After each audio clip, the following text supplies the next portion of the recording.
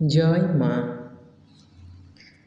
আমাদের পাঠ চলছে শ্রী শ্রী মায়ের স্মৃতিকথা থেকে শ্রী সারদা, মা ও মেয়ে, পৃষ্ঠা সংখ্যা 16 থেকে 18। জয়রামবাটিতে ডাকপিয়ন মানি অর্ডারের টাকা লইয়া আসিল। মা টিপসই দিলেন। অপর একজন লিখিল, শ্রী সারদা দেব্যার টিপসই। পিয়নি টাকা গনিয়া দেখাইয়া দিল। মা মুঠো করিয়া লইয়া ঘরে রাখিয়া দিলেন। পিয়নকে প্রসাদ দিয়া মিষ্ট কথা বলিয়া বিদায় করিলেন। কেহ জানিতে পারিল না কত টাকা আসিয়াছে, কে পাঠাইয়াছে। পরে অবসর মতো কাহারও দ্বারা পত্র লিখাইয়া ভক্তগণকে প্রাপ্তি স্বীকার ও আশীর্বাদ জানাইলেন। সেবক কেহ উপস্থিত থাকিয়া মানি অর্ডার গ্রহণ করিলেও টাকা বেশি নাড়াচাড়া গণাবাছা করা নিষেধ করিয়া বলিতেন, বাবা, টাকার শব্দ শুনলেও গরিবের মনে লোভ জন্মে। টাকা এমন জিনিস, দেখলে কাঠের পুতুলও হাঁ করে। ভক্তেরা কত জিনিস, ভালো ভালো মিষ্টি, ফল, কাপড় চোপড় লইয়া আসিতেন। মা প্রসন্ন অন্তরে গ্রহণ করিয়া আশীর্বাদ করিতেন। সে শুধু সন্তানদের পরিতৃপ্তির জন্যই। এই সকল জিনিসের প্রতি তাহার টান কখনো কেহ দেখে নাই। নিজে যে সকল বস্ত্রাদি ব্যবহার করিতেন তাহা সাধারণ মধ্যবিত্ত লোকেরই উপযোগী এবং যতদিন ব্যবহার করা চলিত তাহা ত্যাগ করিতেন না। এমনকি ব্যবহৃত বস্ত্রাদি সেলাই করিয়াও পরিতেন যতদিন চলিত। নতুন মূল্যবান বস্ত্রাদি অকাতরে বিলাইয়া দিতেন। তাহার প্রিয় সন্তান সুরেন্দ্রনাথ গুপ্ত আসামে চাকরি করাকালে তাহাকে তথাকার সুপ্রসিদ্ধ একখানি মূল্যবান এন্ডি বস্ত্র দিবার জন্য অনেক অনুনয় করেন। মা যখন শুনিলেন উহার দাম 80 টাকা, তখন জিভ কাটিয়া বাঁকিয়া বসিলেন, কিছুতেই উহা লইতে রাজি হইলেন না। ভক্তের সেবার জন্য ব্যাকুলতা বুঝিয়া বলিলেন, যদি নিতান্তই টাকা খরচ করতে চায় তবে বরং একখণ্ড জমি কিনে দিতে বলো, সাধু ভক্তের সেবা হবে। তাহার সাধু ও ভক্ত সন্তানেরা জয়রামবাটি আসিয়া যাহাতে একদিন থাকিতে পারে, পেট ভরিয়া মুড়ি ভাত খাইতে পারে, তাহার জন্য মায়ের কি আগ্রহ।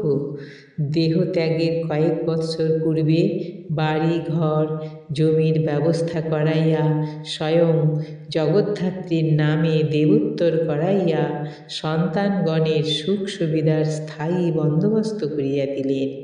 পূজনীয় রামলাল দাদার মুখে শুনিয়াছি, শ্রী শ্রী ঠাকুরও শেষবার কামারপুকুরে থাকাকালে শিহরে জমি সংগ্রহ করাইয়া রঘুবীরের নামে দেবোত্তর করিয়া দেন। জয়রামবাটিতে দেখা যাইত, সব পুরুষ ভক্তদের খাওয়াইয়া পরে স্ত্রী ভক্তদের সঙ্গে লইয়া নিশ্চিন্তে মা আহার করিতে বসিতেন। দৈবাৎ কাজের গতিকে কোনো ছেলে বাহিরে গেলে সে না ফেরা পর্যন্ত যতই বেলা হোক মা অপেক্ষা করিতেন। রাস্তার দিকে চাহিতেন, আগাইয়া গিয়া দাঁড়াইতেন, বাছা এত বেলা পর্যন্ত খাই নাই, খিদেই কষ্ট পাচ্ছে ভাবিয়া অস্থির হইতেন। উদ্বোধনে কিন্তু মুশকিলের ব্যাপার, ছেলেদের না খাওয়াইয়া মা খাইবেন না। আর গুরুগত প্রাণ নিষ্ঠাবান ভক্ত শারদানন্দ ইষ্টদেবীর আহারের পূর্বেই বা কিরূপে ভোজন করেন?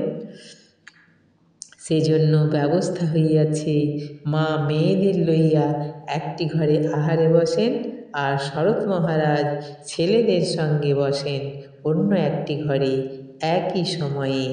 মা পল্লীগ্রামের মেয়ে, দেরিতে খাওয়া অভ্যাস, সেজন্য শরৎ মহারাজেরও হাতের কাজ শেষ হইতে হইতে বেলা হইয়া যায়।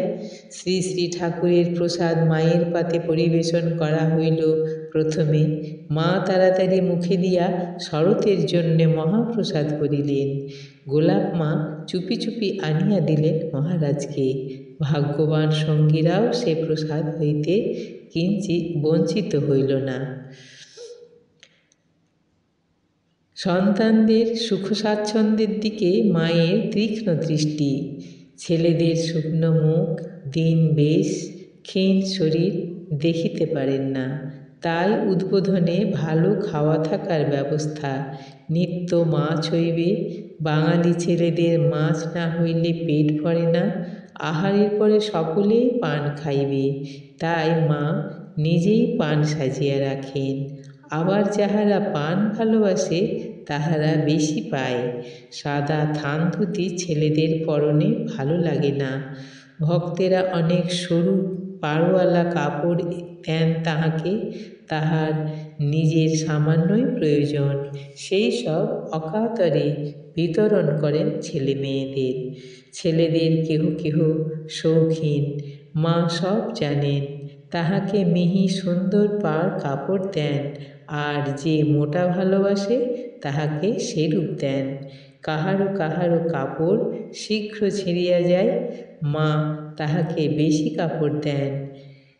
খাওয়া, জল খাওয়া সব ব্যাপারেই সর্বদা যে যেমন চায়, যার পেটে যেরূপ সয়, মা তাকে ঠিক সেই রকমই দেন। কি আশ্চর্য তীক্ষ্ণ দৃষ্টি ছিল মার! ভাবিয়া অবাক হই। জয়রামবাটিতে বিভিন্ন স্থানের ভক্ত সমাগত হইলে মা রাঁধুনি মাঝিকে ঠিক বলিয়া দিবেন কে কি খাইবে, কত পরিমাণ, এমনকি রুটির সংখ্যা পর্যন্ত। তাই মায়ের বাড়িতে মায়ের কাছে খাইয়া সন্তানদের এত তৃপ্তি। ঠাকুরের কথায় মা ঠিক জানে কোন ছেলের পেটে কী সয়। আজ এই পর্যন্তই। জয় মা।